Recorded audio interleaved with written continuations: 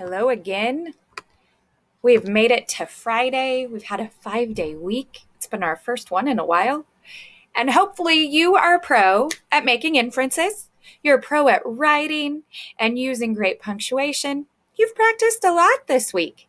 So, today is going to be a little bit of a review day and also giving you some feedback for the things in your bundle. So, let's practice one more time. What is an inference? It's when you take what you read plus what you know and you make a decision. Way to go. So, would you please get out this sheet from yesterday? You're making inferences table with your 10 text messages on the back. Your table should be full because you chose 5 text messages you got to choose. And then you put your inference, you inferred what was going on in this column. And then you put your evidence or your clues from the text in this column. So I just wanted to go over a couple with you. Maybe you did these, maybe you didn't.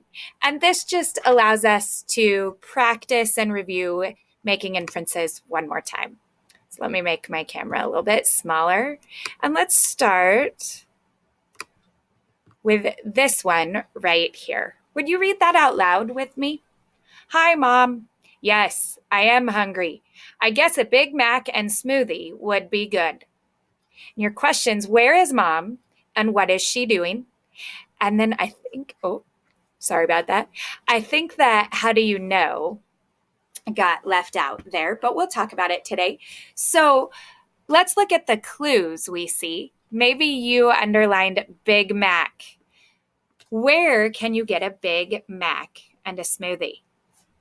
Ding, ding, ding, ding. McDonald's, you are right.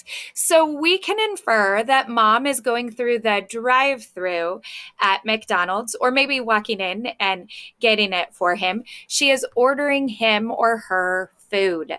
We know that because he says, hi, Mom. Okay. And he says he's hungry and he's answering what seems to be a question of what would you like to eat? So Big Mac and smoothie give us clues of where she is and what she's doing. So your inference could be the mom is at McDonald's ordering food, and your evidence or your clues from the text could be Big Mac and smoothie. All right, let's do one more. Let's look at this one right over here. Would you read this out loud with me, please? Hi, I saw your ad in the newspaper and I'm interested in what you have for sale. Can I ask you, how are the tires? Has it ever been wrecked? What am I trying to buy? How do you know? So let's find those clues. I see tires. What do I know about tires? I know that bikes and cars have tires. Okay. And then it says, has it ever been wrecked? What do I know about things with tires that get wrecked? Well, bikes and cars can get wrecked, and especially cars. Those seem to get in accidents sometimes and get wrecked. So we could use those clues of tires and wrecked to infer that this person is trying to buy a car. Could also be a bicycle. Okay. And then how do you know? This is the evidence spot. And hopefully you said, I know because a car has tires and because cars could be wrecked.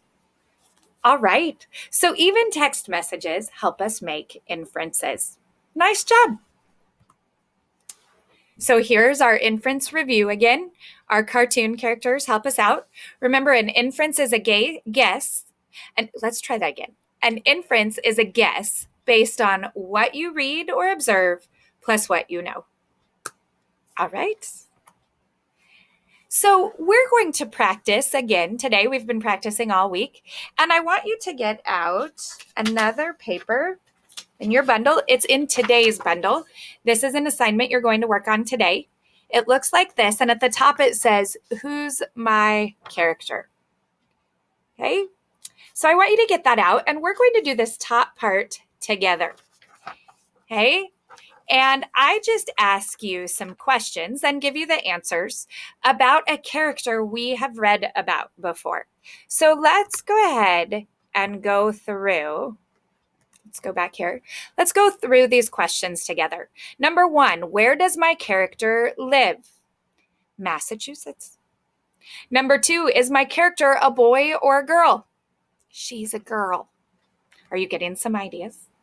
Number 3, what does my character like to do? She likes to bother Howard. And number 4, what is one problem my character faces? She was separated from her parents and is living with her grandmother. Do you have any guesses on who my character is? Molly Vera Thompson from The Kid in the Red Jacket. Hopefully you remembered at least her first name, if you didn't remember her whole name.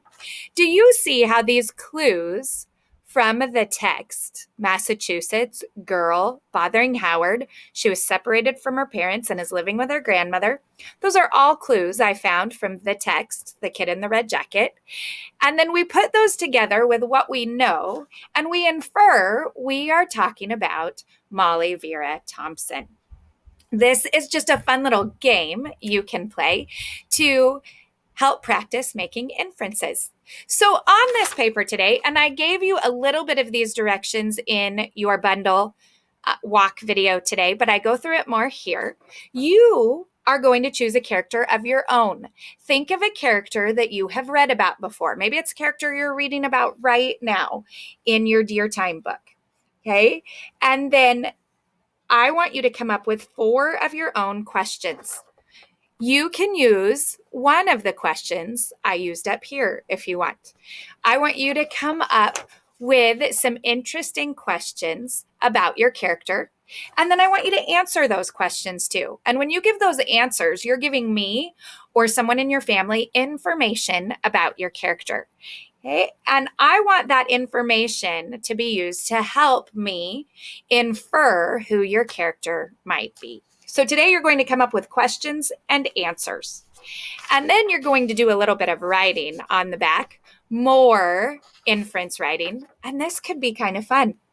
You are going to choose anywhere in the world that you want to go, and you're going to pretend you're there. Choose a place that you know a lot about, because you're going to have to give clues about that place. I want you to write to somebody. You can even write to me. You're very good at that. And again, I gave you a few details in the bundle walk, but I'm going to go over it a little bit more right here. So you're going to write to me or Mrs. Kelzer or someone you choose, and you're going to pretend you're in this amazing place, but don't tell me where you are. But the goal is that I can guess it. So you are going to give me clues in your text. This is the what I read part. And I'm going to take those clues and combine them with what I already know, and I'm going to infer where you are at. So some fun inferring practice today. Okay, I'm excited for you to get started. And then I want you to get one more thing out of your bundle. These cards right here and these directions that say synonym tag. Just set those down. We'll use them in just a minute. And I want to talk a little bit about synonyms. Let's review. Synonyms are 2 words that have similar meanings. I think I even talked about synonyms just a tiny bit in one of my videos earlier this week. Okay, so 2 words that have similar or the same meaning. Okay, we use synonyms a lot. Here's some easy examples. Small and tiny. Okay, they mean pretty much the same thing. You might say, that star up in the sky is so small, or the stars in the sky are very tiny. We're saying the same thing. Big and large are another pair of easy synonyms. My feet are very large. My son tells me that quite a bit, and I have to agree with him. Or we might say he has big feet. Big and large mean the same thing, or mostly the same. So now I want you to think, put on your thinking cap, and I want you to think of a synonym for compassionate. This is one of our character traits at school. Some of you get blue tickets for showing compassion or being compassionate. What's another word that means the same thing? Maybe you thought of the word kind or caring. Compassionate is a synonym of kind and caring, 3 words that mean mostly the same thing. What about angry? It's a synonym for angry. I bet most of you are saying mad. Mad is a synonym for angry. And you are right. There are two words that mean the same thing, angry and mad. Well, today you get to play a game as part of your work. Oh, I thought I had the directions there, but I don't. That's because they're right here. So you're going to start. Again, I gave you some directions in your bundle walk on this. We want you to just move your hands a little bit today and get some activity in. So you get to cut out these cards and then you get to play a game with them. All of these cards are synonyms. Okay, so you're going to cut them out, and then you can put them in one pile and mix them up, and you can play several games with these. You might want to play Go Fish is a game you could play. So find somebody in your house who could play with you today, a brother or sister or mom or dad. If you're somebody who likes to FaceTime and use your technology, you might be able to FaceTime a classmate and play with them because they have the synonym cards too. Okay, and so you could play Go Fish, and you're trying to make pairs of synonyms, not the same word, but words that mean mostly the same thing. Or have you ever played memory before? Some people call this concentration. And I know in your directions for the game, one of the examples they give you is the game concentration. In my house, we call it memory. And this is where you'd mix up your cards and you'd just lay them all down. And then you'd take turns flipping two over. And if the two match by being synonyms, then you would get to keep that pair and go again. So, question for you. When you're looking for synonyms, are you looking for the exact same word? No. What are you looking for? Right. Two words that mean the same thing. So happy game playing today. I hope you get a lot of synonym practice in. As always, email me if you have questions, and have a great weekend. I will see you again next week.